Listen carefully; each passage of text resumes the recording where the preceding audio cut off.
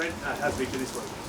Yeah, he got an operation yesterday, so he's at home recovering, and yeah, he'll go through the 4 to 6 week sort of rehab process that he'll need to get that ankle right and then get back to playing. So. And so it's still 4 to 6 weeks? Oh, look, it's a syndesmosis, the tightrope there. So usually that will be, it's always coming down year on year, but it's usually 6 to 8 weeks is the recovery, what we've seen in the past for those. So we want to accelerate that as much as possible. We know he's a bright, bubbly character, but have you seen a change? Another injury, and on the eve of Origin, he's always getting spoken about his good form and his cool gear, not only for the Roosters. Yeah. Look, no, he's been his usual self, in the early the early couple of days there when he came back in Monday, Tuesday, and then obviously the doctor's appointment, and he's just got on with it. He's pretty simple in that way about, well, I've just got to get it done and get back to it. It's disappointing for him. He's such a good player and a good player in the competition, and this time of year hasn't been favourable to him, but it will be. How do the Roosters overcome the loss of someone like that? Oh, we just get on with it. That's, we're accustomed to this. We haven't been as much this year, which is a positive.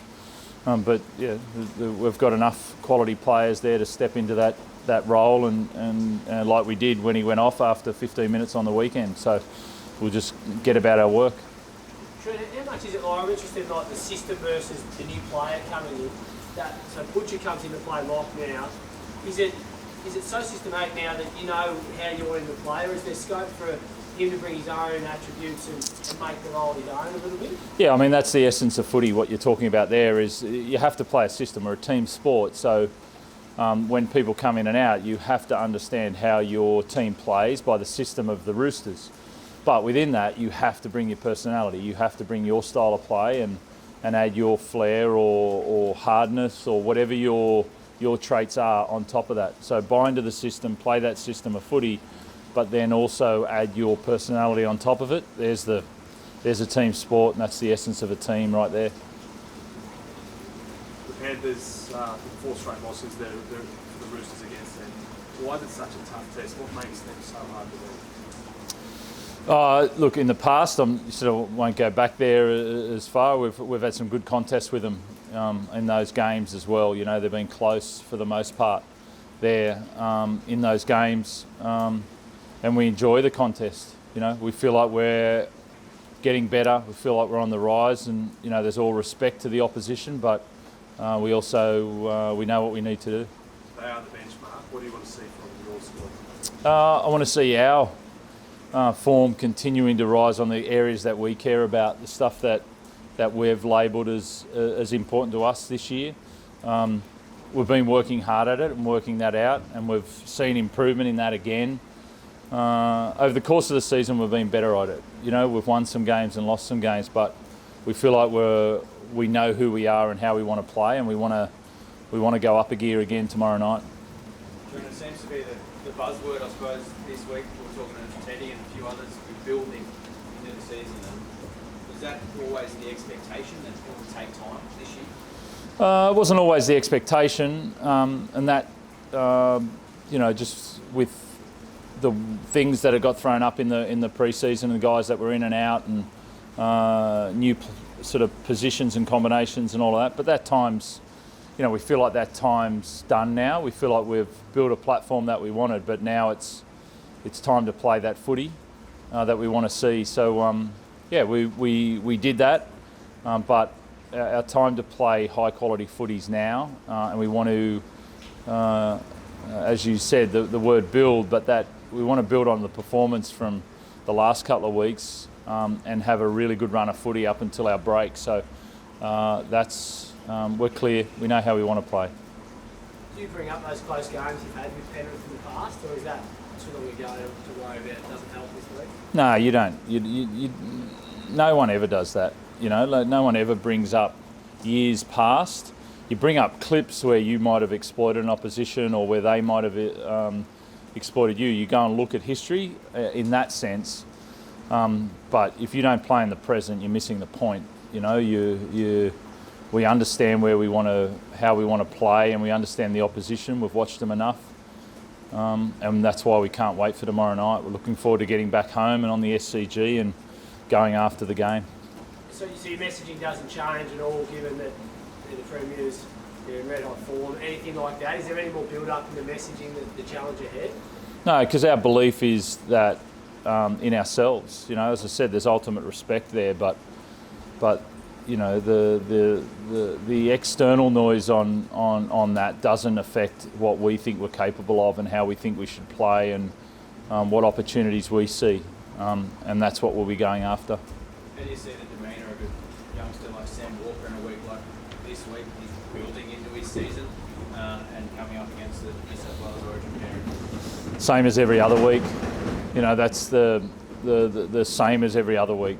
If you have to raise your preparation because you're playing a different opposition, it means that you're not preparing the same every week and you're not preparing for your best every week. So guys are the same, you know, this week as they have been every other week. They're intense about the way they want to prepare and get better, and yeah, we've just finished our last run and we're excited about taking a breath and waking up tomorrow morning and getting into round 11. Mate, a tough week for your colleagues at Trent Barrett this week. Have you spoken to him at all, or do you feel for what he's had to go through? No, I haven't spoken to him, but you know, obviously I went to school with Trent and sort of know him well, and yeah, it's a tough life, you know, especially what he's had to go through. Yeah, you feel for him and his family, and you know, because it's in the end, we do this job because we love it, but the scrutiny's on about